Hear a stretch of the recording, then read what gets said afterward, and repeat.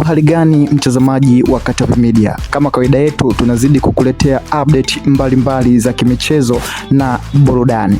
Na mara hii nakuletea kile ambacho bodi ya masaa 72 ambayo imekuja nacho, na hii inahusiana moja kwa moja na mchezo wa Yanga dhidi ya Simba. Mchezo ambao Simba alikuwa mwenyeji na Yanga alikuwa mgeni. Mchezo ulipigwa katika uwanja wa Meja Jenerali Isamuhyo. Mchezo ambao ulitamatika kwa sare ya kufungana bao 2-2. Hichi sio kitu ambacho nilichokuwa nimekusudia kukuletea ndugu mtazamaji wa Katavi Media, bali nilichokuwa nimekusudia kukuletea leo ni kuhusiana na faini ya milioni 30. Nini ambacho kimesababisha Yanga kupigwa faini ya milioni 30 kukiwa kuna makosa kadhaa ambayo watu wengi hawayafahamu, bali wengi wanafahamu kosa moja tu la Yanga kwenda kubadilishia nguo katika nyumba ya jirani, nyumba ambayo wao wameita jumba la maajabu. Kabla hatujasonga mbele, nikukumbusha kitu kimoja mtu wangu, ni kuombe usubscribe channel hii, comment kwenye video hii, pia usisahau kushare na kulike ili uwe mtu wa kwanza kujipatia taarifa kemkem zitokazo hapa Katavi Media. Katika mchezo huu ambao uliwakutanisha vigogo wa soka la Tanzania, hapa anawazungumzia Young Africa dhidi ya Simba, huku Simba akiwa mwenyeji katika mchezo huo na Yanga akiwa mgeni. Mchezo ambao umepigwa katika uwanja wa Meja Jenerali Isamuhyo nje kidogo na jiji la Dar es Salaam, na mchezo kutamatika kwa kufungana bao 2-2. Mchezo ulikuwa dume kweli kweli, mchezo ambao umeacha historia ya mabao bora kabisa kutoka kwa Clatous Chota Chama, wengi umwita Triple C, mwamba wa Lusaka. Issue sio hiyo, nije moja kwa moja kwenye makosa ambao Young Africa waliyafanya ambayo yamewagharimu kiasi hicho cha pesa. Nije kwenye kosa la kwanza.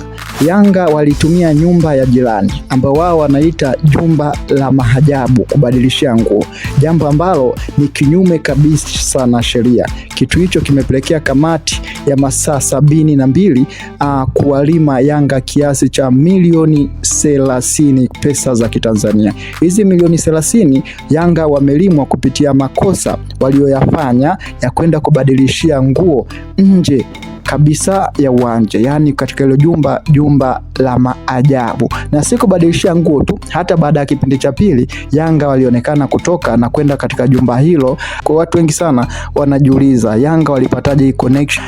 Kosa lingine ambalo Yanga wamelimwa pesa ni kosa la meneja Walter Harrison, meneja wa kikosi cha Young Africa au meneja wa timu ya Young Africa Walter Harrison, na pia bana kalimwa milioni 1, na kosa lake ni sintofahamu iliyojitokeza uwanjani kati ya yeye na Clatous Chota Chama. Mpira ulipigwa nje kuelekea kwenye benchi la Young Africa, ndipo ilipoonekana sintofahamu, Chama akiutaka ule pale mpira na Walter haikueleka yani nini alichokuwa anakikusudia. Lakini si unaelewa, timu hizi zinapokutana vitu vingi sana huwa vinatokea uwanjani na nje ya uwanja. Lakini hili lilienda mbali sana na watu hao wawili waliombana msamaha kama ambavyo tulikwisha kuona kwenye mitandao za kijamii, na wakaonyesha kabisa hawana utofauti, hawa kweli ni watu wa soka.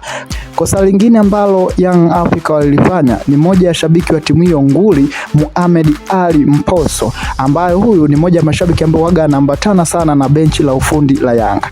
Kipindi cha pili au wakati wa mapumziko, Mohamed Ali Mposo alionekana ameshika chupa na kuingia uwanjani na kuanza kumimina kimiminika ambacho mimi na wewe bado hatujafahamu ni kitu gani, lakini hilo pia limepelekea mwamba huyu hapa kulimwa, yani asijihusishe na michezo kwa miezi 12, yani ni mwaka mzima. Haya ni makosa matatu ambayo Young Africa waliyafanya na akapelekea kuwagharimu kwa jumla ni milioni 31, pamoja na shabiki wao huyu nguli kabisa mwamba Mohamed Ali Mposo kufungiwa kujihusisha na soka kwa takribani miezi 12, yani mwaka mmoja.